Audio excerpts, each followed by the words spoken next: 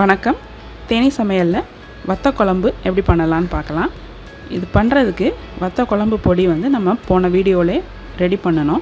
அதை யூஸ் பண்ணி இன்றைக்கி எப்படி பண்ணலாம் அப்படின்னு பார்க்கலாம். எலுமிச்சம்பழம் அளவு புளியை நான் ஊற வச்சுருக்கேன். அதனால் ஊறினதுக்கப்புறம் கரைச்சி புளி தண்ணியாக எடுத்து வச்சுக்கிடலாம். அதில் ஒரு 100 கிராம் சின்ன வெங்காயத்தை நீல வாக்கில் நறுக்கி வச்சுக்கலாம். 10 பல் பூண்டு எடுத்துக்கிடலாம். இப்போ ஒரு வாணலில் தாராளமாக நல்லா நல்லெண்ணெய் விட்டுக்கோங்க.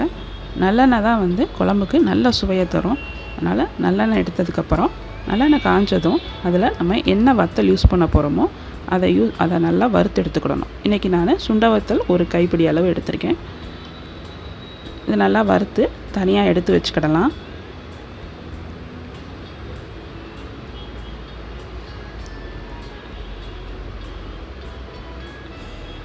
இப்போ நம்ம வத்தல் வறுத்தாச்சு.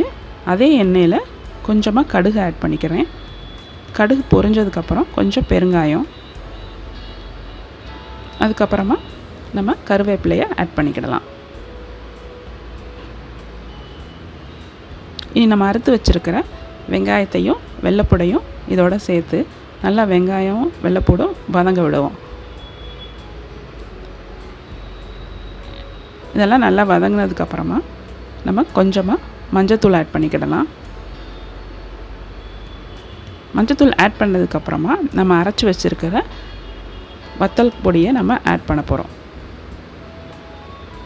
வத்த குழம்பு பொடி நான் 3 ஸ்பூன் ஆட் பண்ணுறேன். உங்கள் குழம்பு எவ்வளோ வைக்க போகிறீங்களோ அதுக்கு தேவையான அளவு நீங்கள் பார்த்து ஆட் பண்ணிக்கோங்க. இப்போ 3 ஸ்பூன் வத்த குழம்பு பொடி ஆட் பண்ணியிருக்கேன். கருகிராமல் நல்லா எண்ணெயில் லேசாக மிக்ஸ் பண்ணி விட்டுட்டு உடனே நம்ம புளி தண்ணியை இதில் ஊற்றிடணும்.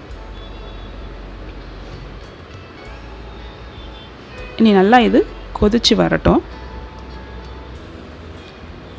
இது கொதிக்க கொதிக்க திக்னஸ் கூடிக்கிட்டே இருக்கும். குழம்பு நல்லா எண்ணெய் விட்டுட்டு வரும். இப்போ இதுக்கு தேவையான அளவு நம்ம உப்பு சேர்த்துக்கிடலாம். வத்தலில் ஏற்கனவே உப்பு இருக்கும், அதனால் கொஞ்சம் கம்மியாகவே நம்ம சேர்த்துக்கிடலாம். இது நல்லா ஒரு 5 நிமிஷம் கொதிக்கட்டும். குழம்பு திக்காகிக்கிட்டே வரும். அதே சமயம் நல்லா எண்ணெய் விட்டுட்டு வரும். நல்லா எண்ணெய் பிரிஞ்சு குழம்பு திக்கானதும் நம்ம வறுத்து வச்சுருக்கிற வத்தலை ஆட் பண்ணி அடுப்பு ஆஃப் பண்ணிடலாம். பாருங்கள், நல்லா எண்ணெய் பிரிஞ்சிட்டு வந்துருச்சு. இந்த ஸ்டேஜில் கொஞ்சமாக நான் வெல்லம் ஆட் பண்ணிக்கிறேன். ஏன்னா புளியோட எரிச்சல் கொஞ்சம் கூடுதலாக இருக்கும். அதனால் நான் கொஞ்சம் வெல்லம் ஆட் பண்ணிவிட்டு நல்லா எண்ணெய் பிரிஞ்சதும் இனி நம்ம வறுத்து வச்சுருக்கிற வத்தலையும் இதோட ஆட் பண்ணிடலாம்.